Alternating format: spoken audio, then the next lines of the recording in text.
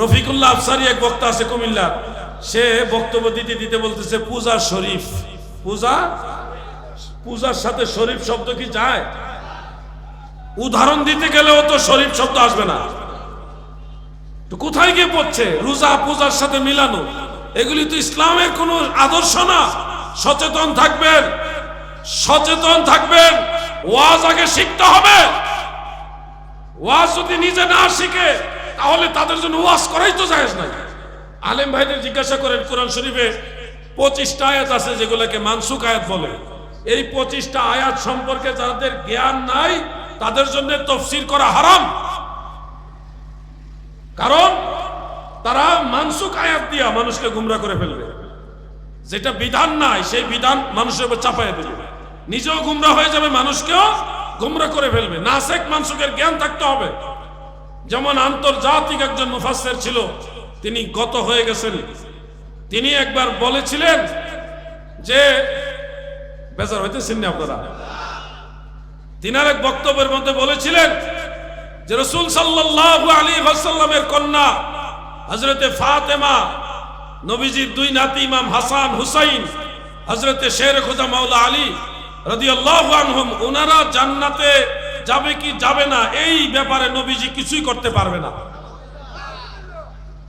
নবীজি নাকি বলছে, হে ফাতেমা, উনি বক্তব্য দিয়েছিলেন শাহজালাল শাহপরান তর্কে না, স্বয়ং আল্লাহর রাসূল সাল্লাল্লাহু আলাইহি ওয়াসাল্লাম নিজের পরিবারের লোকদেরকেই জান্নাতে নিতে পারবে না।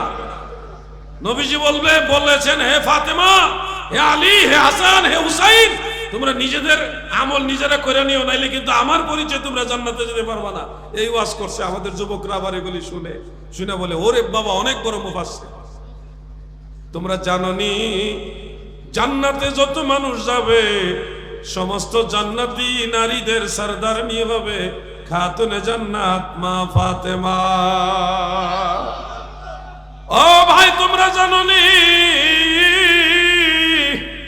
জান্নাতে যত যুবক মানুষ মারা যাবে, যত যুবক মানুষ জান্নাতে যাবে, তাদের সবার সরদার হবে ইমাম হাসান, ইমাম হুসাইন। আর শেরে খোদা মাওলা আলী, উনি তো খোলাফায়ে রাশিদিনের অন্তর্ভুক্ত, আশারায়ে মুবাশশারার ভিতরে আছে, জান্নাতের সার্টিফিকেট আছে। তিনি আহলে বাইতে রাসূল, আমার নবীর নূরে মুহাম্মাদির অংশ। আর ওনারা জান্নাতে যেতে পারবে না, এটা ওয়াজ করতেছে। আপনারা সচেতন না হইলে সমস্যা। ভবে হাটেতে হাটকো কিনতে এসে চিনতে না, রিলিপিত লোকে মিকেল, বাহিরের রূপে ধাঁধা লাগিল রে, বাহিরের রূপে ধাঁধা লাগিল রে, তুই মজিলিমা কালো দেখে ভেলো। বাহ্যিক রূপ দেখে ধাঁধায় পড়া যাবে না, একটু যাচাই বাছাই করতে হবে। শেরে বাঙ্গালা আল্লামা আজিজুল হক সাহেব রহমাতুল্লাহ আলাইহি যেই সুন্নিয়তের দাওয়াত আপনাদের দিয়ে গেছে সেটা আঁকড়ে ধরেন, নাইলে কিন্তু ওই আন্তর্জাতিক রঙ্গিলা হুজুর যারা আসে এদের কথায় কান দিলে আপনাদের ঈমান ধ্বংস হয়ে যাবে। আপনারা মনে রাখবেন, নবীজির সাহাবীরা সবাই জান্নাতি। নবীজির সাহাবীরা কি সবাই জান্নাতি? এমনকি সাহাবীদেরকে যারা ঈমানের নজরে দেখছে, নবীজি বলছে, লা তামাসসুন নার মুসলিমান রাআনি আও রাআমান রাআনি, ওই মুসলমানকে জাহান্নামের আগুন স্পর্শ করবে না যেই মুসলমান আমি রাসূলকে দেখেছে এবং আমাকে যারা দেখেছে তাদেরকেও দেখেছে। সুবহানাল্লাহ। আগুনে পোড়ায় না, জমেও সয় না গো নবীর প্রেমিক যে জনা। আল্লাহর নবীর সাথে ভালো সম্পর্ক তৈরি করতে হবে, অন্যথায় যদি বাতিলদের সাথে হাত মিলান আপনারা ক্ষতিগ্রস্ত হবেন। যাহা যাবে চলে সেই ঘিলটি ও লটি পালটিলে, মিশে মোহ বসে জ্ঞান হারাইলে, নাহি বুঝে নিলে আক্ষেপের সেল, তব দর্শনে জালা জোড়াইব পদ পরশনে, তনু শীতলিব দাস সম্ভাষণে মন পুলকিব পদনী রজবে সদয়ে অবিষে।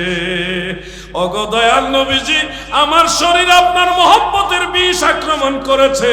এই মহব্বতের বিষের জ্বালা আপনার দিদারে আমি জোড়াইব। আপনার কদম মুবারকে চুমা খাইয়া আমার দেহ শান্তি করব, শীতল করব। ওগো নবীজি, এই বিষের জ্বালা, এই বিষের ঔষধ আপনি রসুল ছাড়া কেউ দিতে পারবে না।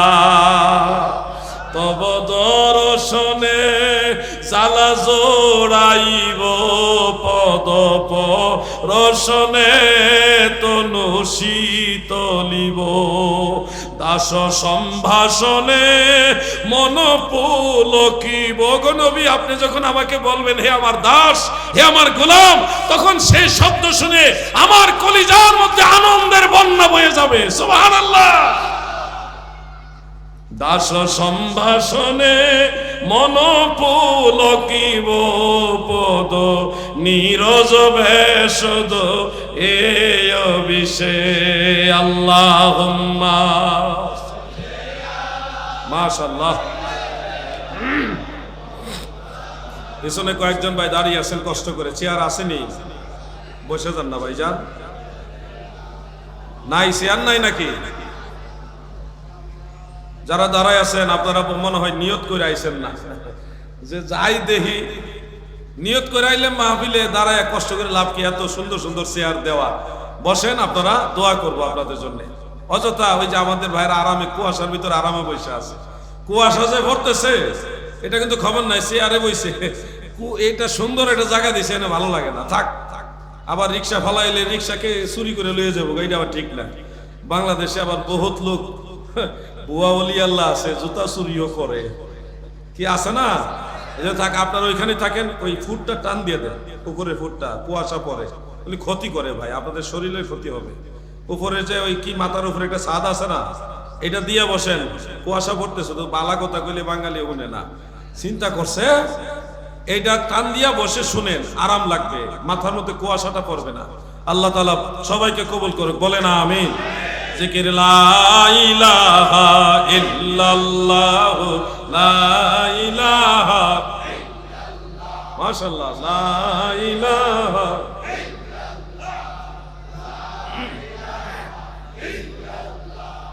লা ইলাহা ইল্লাল্লাহ মুহাম্মাদুর রাসূলুল্লাহ। যার সিলাই পয়দা হলি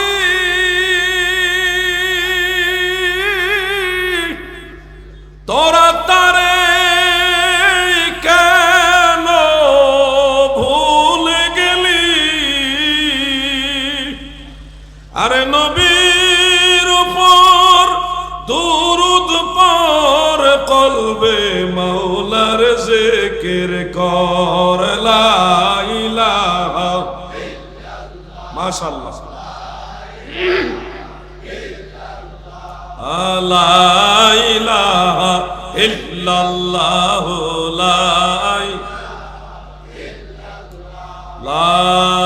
ইলাহা ইল্লাল্লাহ মুহাম্মাদুর রাসূলুল্লাহ সাল্লাল্লাহু আলাইহি ওয়া আলিহি ওয়াসাল্লাম। আমার দাদু গো, যতটুকু সম্ভব হয় নবীজির মহব্বত নিয়ে সময় পার করেন, কিছু হইলেও চেষ্টা করেন। তরাইবার মালিক তো আছেই, আমার আল্লাহ তো দয়া করবে, নবী শাফাআত করবে, নবী রাসূলরা সুপারিশ করবে, আল্লাহর ওলিরাও তরাইবে, কিন্তু কিছুটা হইলেও চেষ্টা আপনাকে করতে